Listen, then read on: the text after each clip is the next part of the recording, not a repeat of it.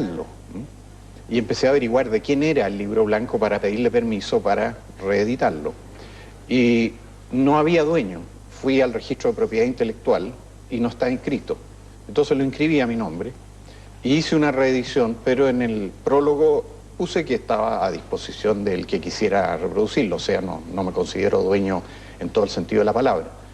Así que reedité el libro blanco y justamente hoy día en la reunión del Mercurio se habló de este tema y dos redactores me pidieron que les regalara ejemplares y se los regalé. Y eso es una recopilación de documentos. ¿Está el plan Z? Sí, del plan Z. ¿Existe el plan Z? Sí, bueno, el almirante Merino en sus memorias, si mal no recuerdo, dice que se encontró un ejemplar, porque había varios ejemplares en distintas reparticiones. Uno se encontró en la caja de fondos de Presidencial, en La Moneda, y otro parece que estaba en la caja de fondos del presidente o vicepresidente del Banco Central. Y en el plan Z está reproducido el ejemplar número 2, porque supuestamente para evitar que se fotocopiara o para saber el origen de cualquier filtración, todas las páginas de todos los ejemplares tenían un número. Entonces a ti, por ejemplo, te podía tocar el número 5, y si tú fotocopiabas eso iba a salir el número de todas maneras. El que está en el libro blanco es el número 2. No sé a quién, perdón, pertenecería.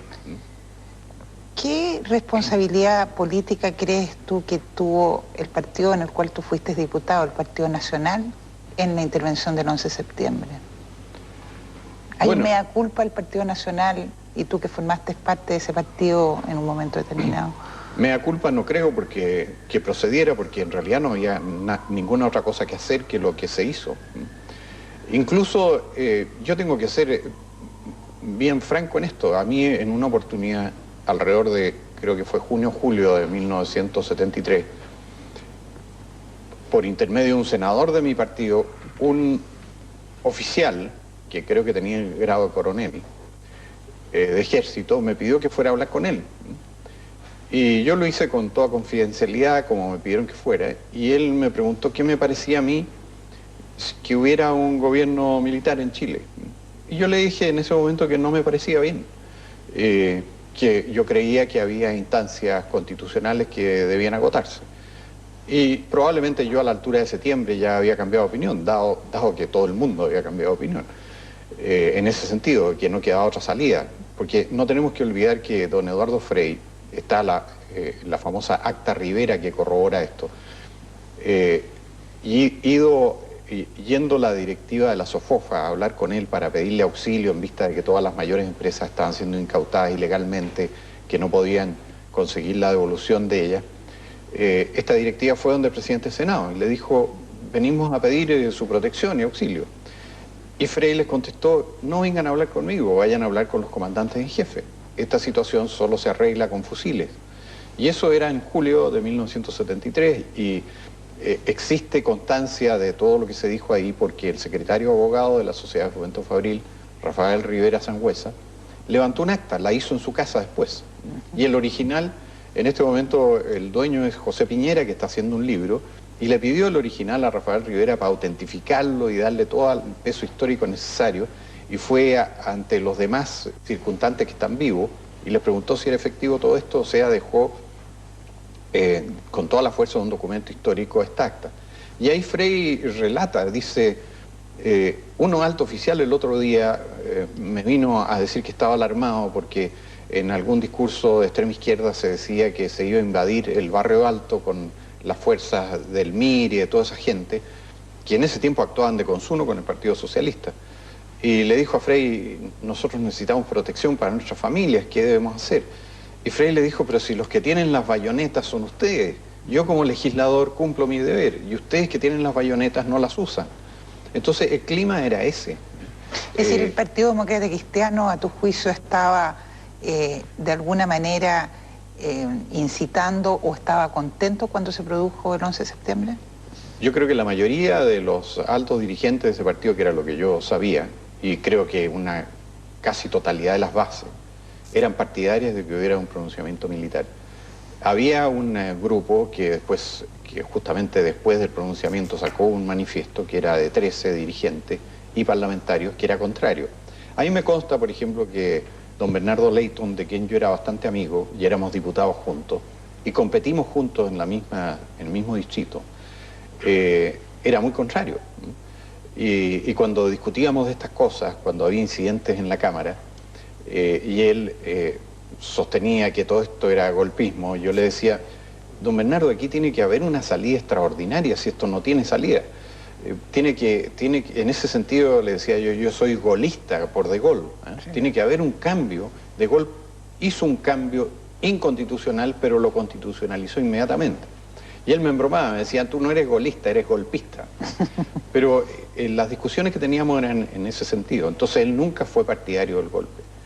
Y siempre fue contrario a una intervención militar. Pero la gran mayoría de su partido y las bases de su partido estaban a favor. ¿Cómo era el clima? Tú fuiste elegido diputado en marzo de 1973.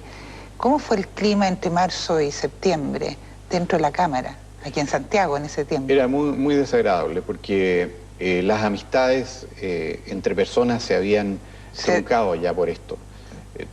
Entonces yo veía que iba, por ejemplo, Aníbal Palma era compañero de curso mío en la Escuela de Derecho, pero él cuando iba al Congreso no me saludaba. Y yo tendía naturalmente a saludarlo, pero él miraba para otro lado. Había una hostilidad manifiesta.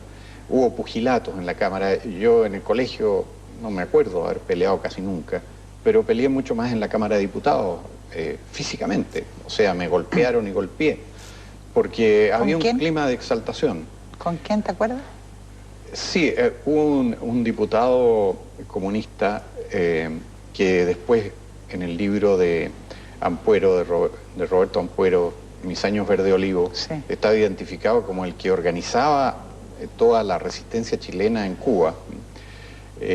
Tenía un apellido italiano, algo así como Luciani, o era de Arica. Con él tuve un entrevero físico.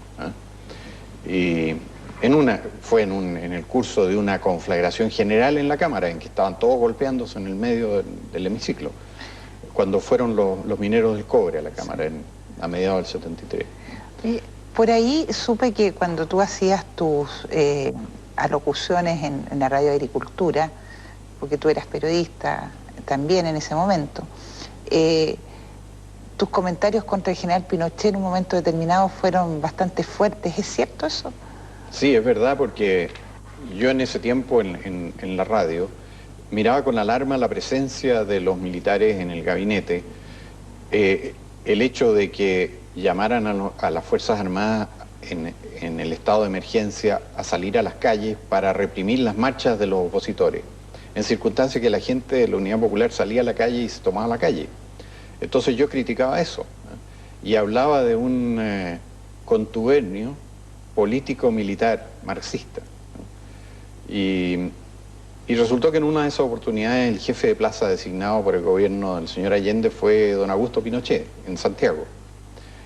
Y don Augusto dijo, bueno, yo advierto, dijo, que los soldados están entrenados para matar. Y si salen a la calle, se corre el riesgo de que los soldados entrenados en esa forma tiren a matar.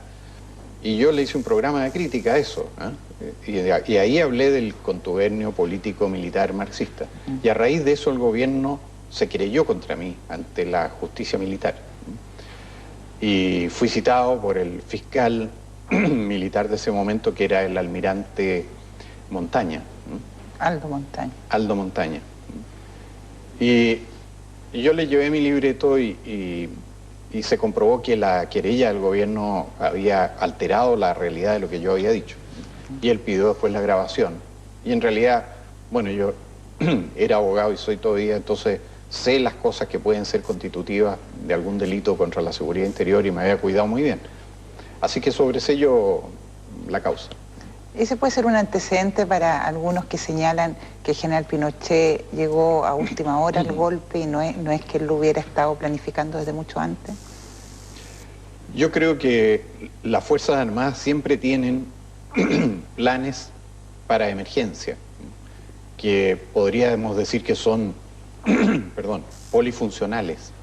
Es decir, que un plan para una emergencia derivada de que alguien trate de derrocar al gobierno puede también aplicarse para derrocar al gobierno, porque son movilizaciones que tienen mucho en común en esos casos. Y yo creo, y he leído en los libros del general Pinochet, y creo que es así, que ellos tenían un plan muy bien organizado de una movilización y que incluso lo habían hablado con el ministro de Defensa, Orlando Letelier, en el sentido de que estaba en desarrollo la organización para una situación de emergencia y que el propio gobierno sabía que era así. Pero estas disposiciones pueden utilizarse para distintos fines y yo creo que eso fue lo que se hizo. Ahora, ¿qué había en el fuero interno del general Pinochet? A mí lo único que me consta es que la presión que sufrían todos los altos oficiales en ese tiempo, la sufría él también, a través de su familia, a través de su cónyuge. Eso me consta más o menos personalmente.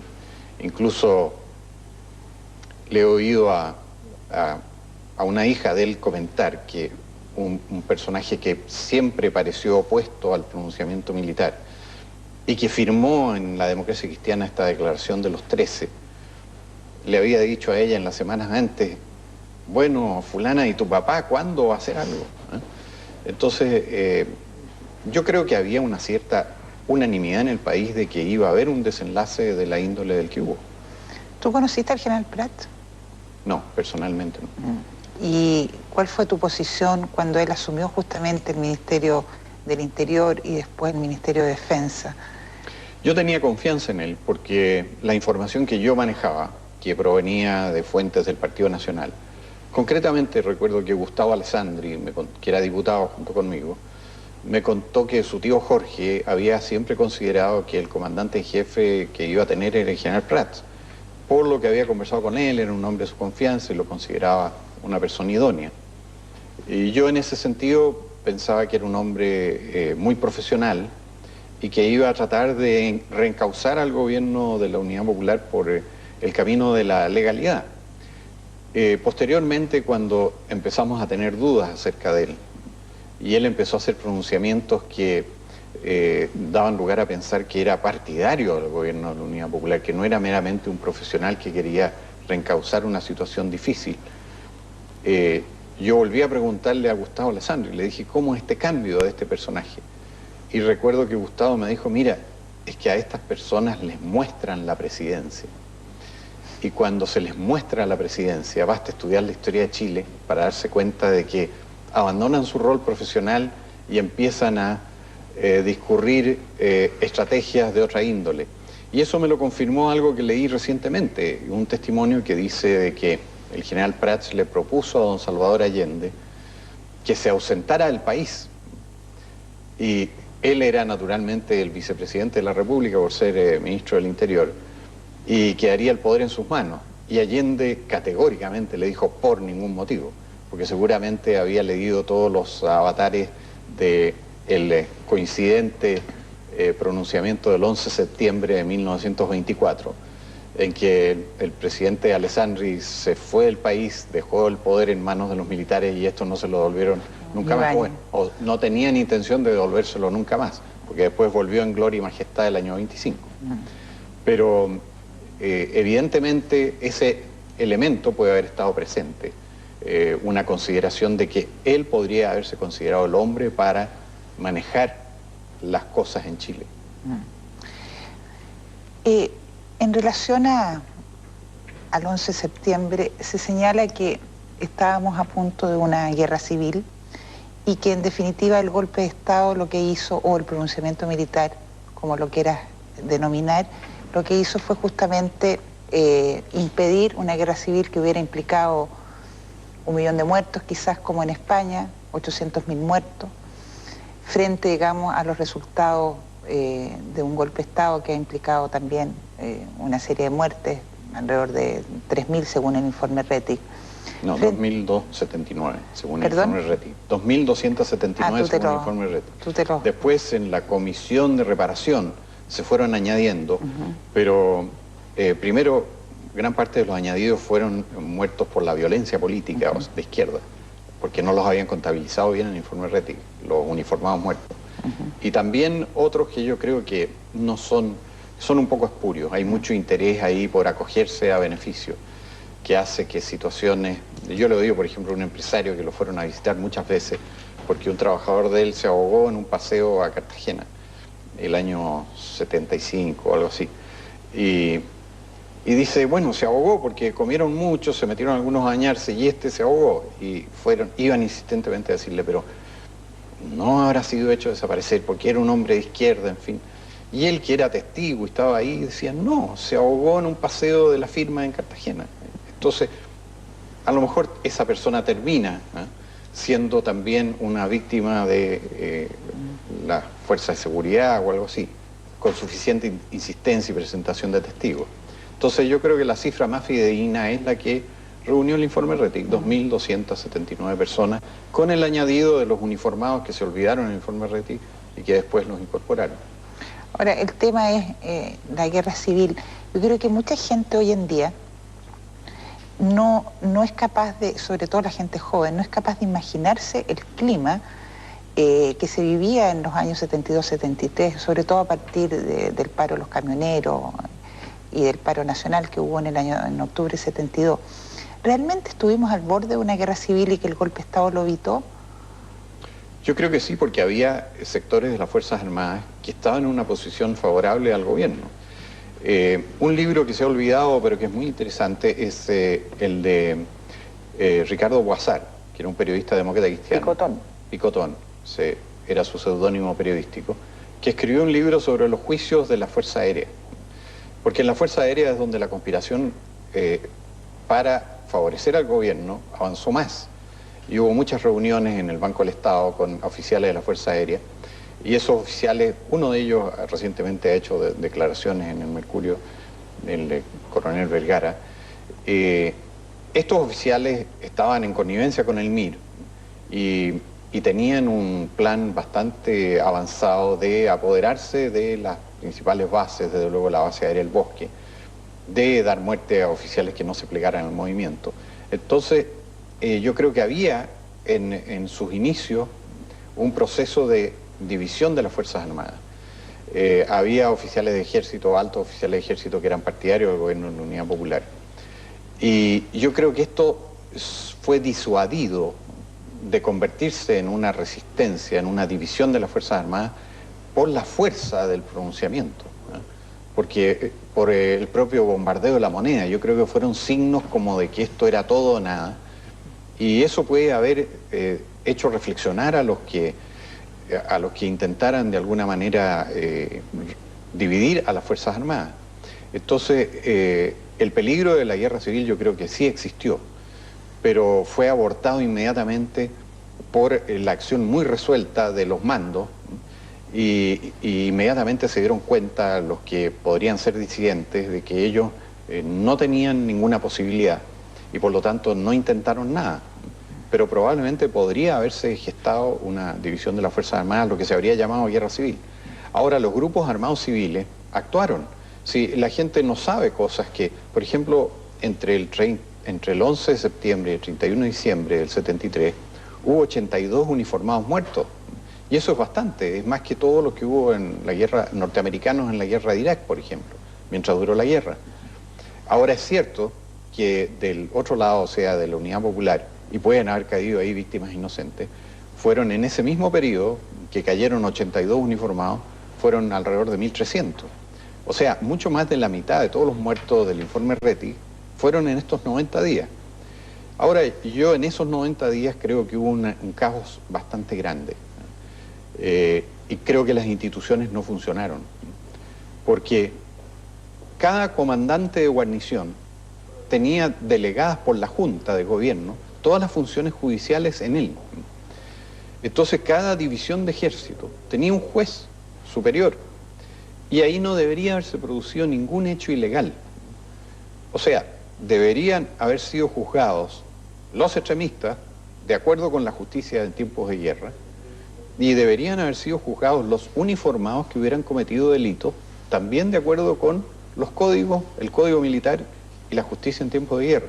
Y eso yo he visto por lo que he investigado. Yo he investigado básicamente el caso de la comitiva del general Arellano.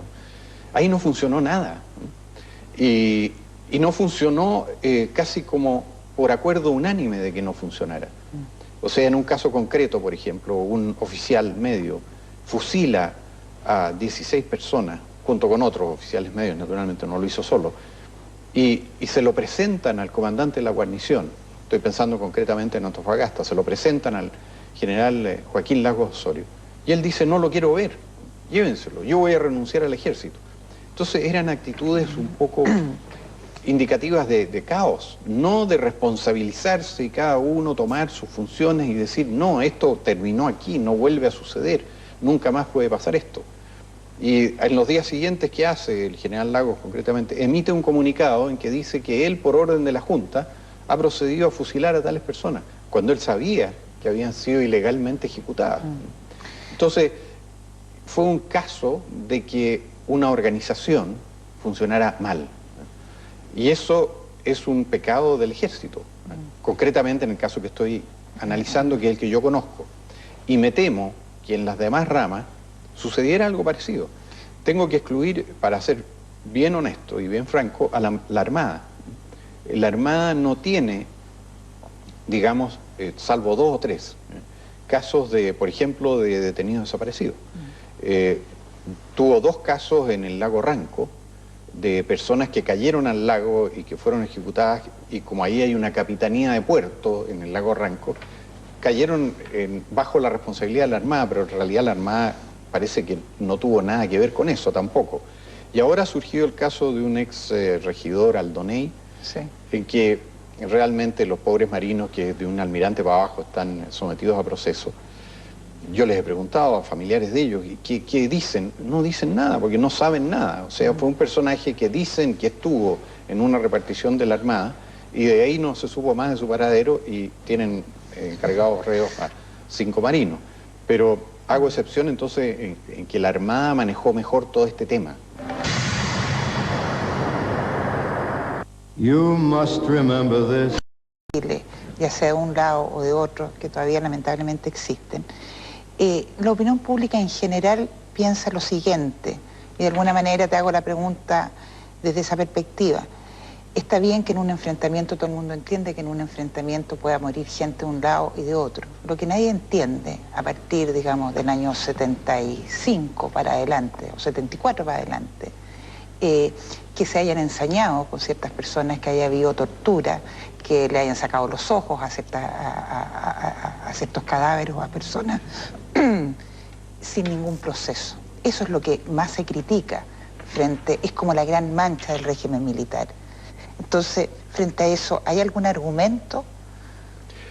No, yo no trato de encontrar argumentos, sino verdades, o sea, de qué pasó. Esto de que se sacan los ojos, por ejemplo, yo creo que no es así. O sea, lo que se comprobó después es que un cadáver no tenía los ojos, pero si era una persona que había sido ametrallada, probablemente era producto del ametrallamiento y no de una tortura infligida ex profeso para hacerlo sufrir más. Porque estos episodios fueron como muy rápidos. Por ejemplo, el caso en que se ha dicho que le sacaron los ojos, del señor Ruiz Tagle en Antofagasta. Pero en Antofagasta lo que sucedió, y eso sí lo conozco bien y en detalle, creo que soy de las personas que mejor conoce ese proceso, desde luego creo que mejor que el juez, porque el juez, salvo que le presumamos mala fe, no lo conoce. Esas personas fueron sacadas en la noche de la cárcel, llevadas inmediatamente a un lugar desértico y fusiladas o ametralladas, o el arma concreta, no sé, pero muertas. Fueron 16. Entonces fue una cosa rápida, ilegal y clandestina, porque el comandante de la guarnición y el general Arellano estaban a esa hora cenando juntos en la casa del comandante de la guarnición, el general Joaquín Lagos, y después durmieron los dos en esa casa, no supieron nada. Pero esas personas... Entonces esas personas no fueron torturadas ni sometidas a cosas terribles, porque fueron sacadas de la cárcel y ejecutadas. Entonces yo por eso no creo esas versiones, creo que eso puede haber sido producto de los disparos que recibieron, que fueron hechos de una manera también muy irregular. Ahora tú me preguntas, todas estas cosas que siguieron sucediendo después de 1974, mira, más de la mitad de los casos de muerte se registraron en esos 90 días después del 11 de septiembre. Los muertos fueron cayendo mucho. Por ejemplo, pocos saben que en 1978 hubo 8 muertos en total. de lo que quieras llamarle. Había cambiado el jefe de la DINA, ¿o no? En ese claro, periodo. ya no existía la DINA, existía la CNI a cargo de un oficial que fue puesto ahí porque era una persona que no había tenido ningún problema de los que se llaman de derechos humanos cuando estaba en Arica. Y él seguramente ahí funcionó la institución y no hubo problema. Entonces pusieron a esa persona que tenía esa hoja de vida impecable a cargo de la CNI. Después le hicieron acusaciones a la CNI de que detenía ilegalmente, que torturaba, en fin. Entonces prohibieron, la Junta le prohibió a la CNI detener en principios de los 80. El país en el año 78 ya estaba pacificado. No había lo que llaman atropellos sistemáticos a los derechos humanos. Había sí situaciones aisladas, clandestinas, que no dejaron nunca de producirse, pero en muy pequeña escala. Por ejemplo, es cierto, seguían de repente capturando a una persona y ejecutándola y sin decir, porque eran personas que actuaban clandestinamente, sin decir que había sido sus restos. Pero entre 1978 y 1990, que fueron 12 años, hubo menos de 2 casos al año de esa índole, en promedio. O sea, hubo 23 casos, para ser bien preciso, en 12 años. Entonces, el proceso más negativo y desorganizado y anárquico se produjo en los primeros años. ¿Por qué? Porque yo creo que esto se fue de las manos. Yo haría una crítica institucional ahí. Porque esto era una cosa jerarquizada, pero cada uno tenía sus atribuciones. Por ejemplo... ¿No será que le tenían un poco de susto al general Pinochet? ¿Pero susto por qué? No sé. Pero si él no había dado ninguna orden en ningún sentido. Por ejemplo, en Antofagasta, cuando llega el general Lagos, 2 días después de estos fusilamientos, y le dice al general Pinochet, miren lo que ha hecho Arellano, que eso es grave pecado del general Lagos. Él sabía que Arellano era inocente, y sin embargo le cargó la culpa. ¿Por qué? Porque se descargaba la de él. Pinochet le dijo, sin tener ninguna información, le dijo, pero jamás imaginé que Arellano iba a hacer algo así. Deme un teléfono para llamarlo y decirle que cese inmediatamente su misión, porque le creyó a Lagos. Pero lo que pasa es que el responsable era Lagos. O sea, ahí eso debió haber terminado inmediatamente. 16 fusilamientos ilegales. Él los conoce. Él sabía quién sacó los camiones. ¿Quién sacó los camiones? Bueno, no voy a dar el nombre del oficial porque tiene derecho a la amnistía y a la prescripción. Pero yo sé quién sacó los camiones. Y era de él, de su dependencia, no era de la comitiva de Arellano. Y pasó a buscar a miembros de la comitiva de Arellano, 2 de los cuales no quisieron ir y 3 sí. Y se produjo esta situación. ¿Y esto por qué no fue juzgado por el general Lagos?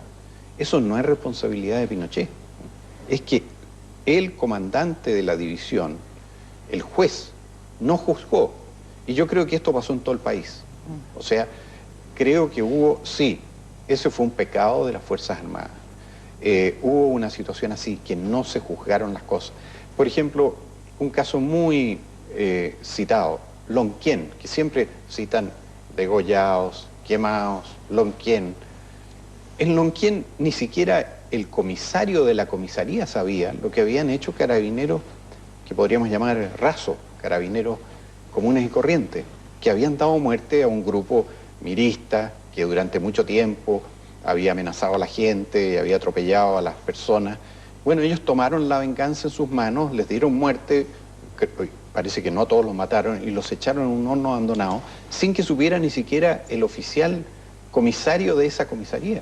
Entonces, la imagen, yo creo que cuando se escriba la historia con todo el peso de la evidencia y se den todos los argumentos, va a ser de una cosa bastante desordenada, más que de una cosa intencionadamente malvada. Yo creo que todos los defectos nacionales se manifestaron ahí.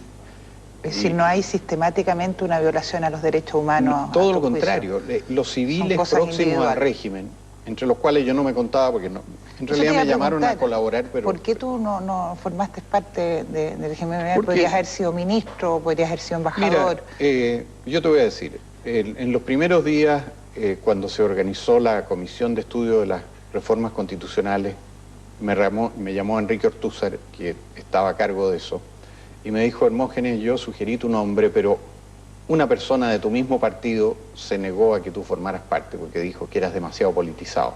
Entonces, me dio como esa explicación. Después me llamaron por teléfono y me ofrecieron ser agregado de prensa en Australia. Y yo le dije, si no tengo el menor interés en irme a Australia, déjenme tranquilo, yo tengo mi trabajo, mis actividades, y estaba muy contento volviendo a ella, y siendo exonerado político, encontraba que era un precio justo que pagar por la tranquilización y normalización del país. Así que después me llamó el almirante Huerta y me pidió que trabajara en la Cancillería, como en la dirección económica internacional o algo así. Y tampoco me atraía mucho. Yo siempre he tenido intereses personales y no encontraba que yo fuera necesario. O sea, no quiero ser falsamente modesto, pero había gente muy preparada que estaba dispuesta a colaborar. Y con esa gente yo me seguía juntando, seguíamos sacando revistas que eran muy útiles para dar a conocer la verdad. Yo seguía escribiendo en el Mercurio, que siempre me interesaba mucho. Y en esas reuniones, por ejemplo, teníamos con Jaime Guzmán, a mí me consta que él predicaba constantemente en la onda del derecho, jurídica, del respeto a las personas. Y él, yo recuerdo un almuerzo en que estaba invitado un periodista inglés que después escribió El experimento marxista chileno, Robert Moss. En ese almuerzo Robert Moss dijo, ustedes los de Portada, ¿qué están haciendo para que no se cometan atropellos? Esto era el año 74. Y Jaime Guzmán le contestó. Los demás nos quedamos callados porque realmente fuera de publicar lo que nos parecía legítimo, no teníamos contacto con el gobierno. Jaime Guzmán le dijo, yo trabajo cerca del general Pinochet y le digo todos los días que la DINA se está convirtiendo en un Estado dentro del Estado y que eso tiene que terminar, porque si no va a tener serios problemas después para explicar las cosas que puede estar haciendo la DINA, porque tampoco sabemos con mucha precisión, pero había toda una información, digamos, que llegaba de fuentes de la Unidad Popular o vía Radio Moscú, en fin, acusando a la DINA de atropellos. Entonces, suponíamos que algo había, ¿no? Y Jaime Guzmán me consta que dijo eso. Yo le digo todos los días al general Pinochet. Ahora, la respuesta del general Pinochet era que era muy difícil a un servicio de seguridad que estaba siendo muy eficaz y que tenía sus víctimas, porque también se olvidan las víctimas de los militares. O sea, morían militares, se atentaba contra militares, les ponían bombas a ellos, y por eso, bueno, fue acribillado un jefe de inteligencia, el intendente de Santiago, figuras más importantes incluso, pero también figuras menores que iban cayendo toda la semana de las Fuerzas Armadas. Entonces era difícil pedirle que un instrumento que era eficaz en la lucha contra el terrorismo lo suprimiera. Y yo recuerdo que en una ocasión en que yo poco después fui director del diario La Segunda, el general Pinochet nos convidó a almorzar a algunos directores de medios y hablamos de estos temas también. Y él dijo una cosa que me pareció a mí explicativa de las dificultades que hay en una situación así. Me dijo, ustedes dicen, fulano lo está haciendo mal y tiene que irse, pero ustedes saben lo que sucede en el ejército cuando el comandante en jefe toma una determinación así. No, le dijimos, ¿qué pasa? Que empiezan a sonar los teléfonos internos del ejército. Y me llaman de Arica y me dicen, mi general, supe que se va fulano, usted me podría respetuosamente indicar. Suena el de Punta Arenas, minutos después, y suena el de Talca. Entonces uno tiene que tener cuidado. Esto es una cosa delicada que hay que manejarla con mucho tino. Y ustedes dicen, ¿por qué no saca fulano, pone a fulano? No. Eso no se puede hacer así, hay que hacerlo con mucho cuidado. Hablando de tu dirección en el diario La Segunda, ¿viviste alguna experiencia de censura estando tú en la dirección del diario? En una oportunidad me cerraron el diario 3 días, por una decisión que me consta que no fue... El ministro del Interior era Sergio Fernández, que era amigo mío. Me consta que el general Pinochet no lo hizo tampoco.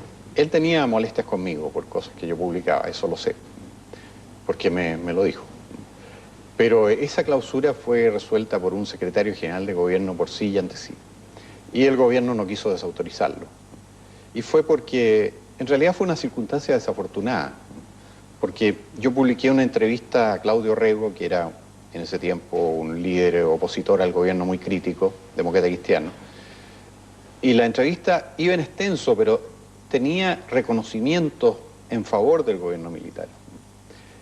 Y de esas cosas periodísticas, de necesidad de espacio, y no estando yo en el diario, porque tuve que salir esa mañana, todavía me acuerdo, por un problema que tuvo en el colegio un hijo mío, me tuve que ir.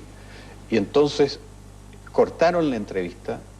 Dejaron solo lo negativo. Claro, dejaron lo más negativo y sacaron todo lo favorable. Entonces eso se interpretó como una instrucción de la dirección del diario para ofender innecesariamente al gobierno o algo así.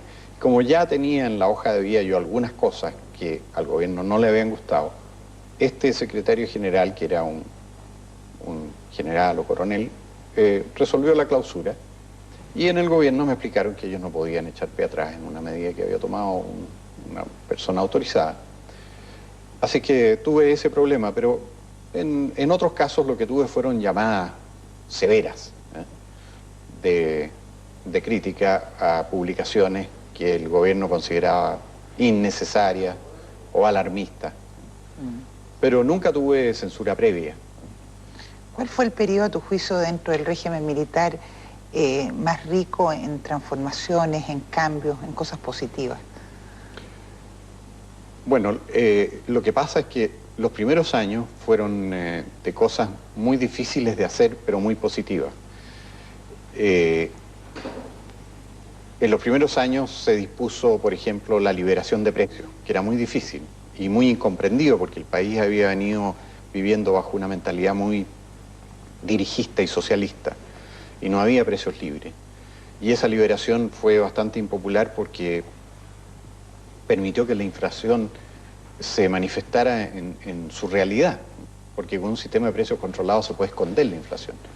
Entonces, yo consideré bastante heroico cuando se liberaron los precios, porque la inflación que legó la Unidad Popular era del orden de 300% según el IPC o 500% según el índice de precios al por mayor.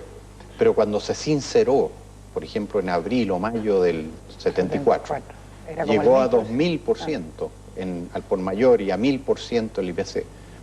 Eso yo creo que fue muy importante para poner en movimiento todo el aparato productivo. Después yo creo que la labor de Sergio de la Cuadra en el Comité de Política Arancelaria fue de perfil muy bajo, pero importantísima, porque él fue bajando. Los aranceles chilenos eran altísimos. Claro. Había una larga lista de cosas que no se podía importar, por una vía de que le fijaban el 10.000% de derechos, que era imposible de abordar. Fue derogando todo eso y fue haciendo el arancel cada vez más bajo y el promedio fue bajando. El promedio en un inicio era como de 300% promedio. Había muchas cosas con ese 10.000%, había otras con 700%. Fue haciéndolo parejo y bajo. Es decir, la transformación económica, a tu juicio, es uno de los momentos más importantes. A mi juicio, la labor más difícil se hizo cuando el equipo de los que se ha llamado Chicago Boys, bueno, eran Boys y eran de Chicago en ese tiempo, estaba trabajando como asesor de los ministros. Y ellos decidían muchas medidas, con cierta resistencia de parte de los ministros uniformados, que les costaba aceptar medidas que eran muy radicales y que se traducían en cosas inmediatas como esta inflación del 1000%, 2000%, por ejemplo, que era muy impopular. Pero había que operar en ese momento, y ellos operaron.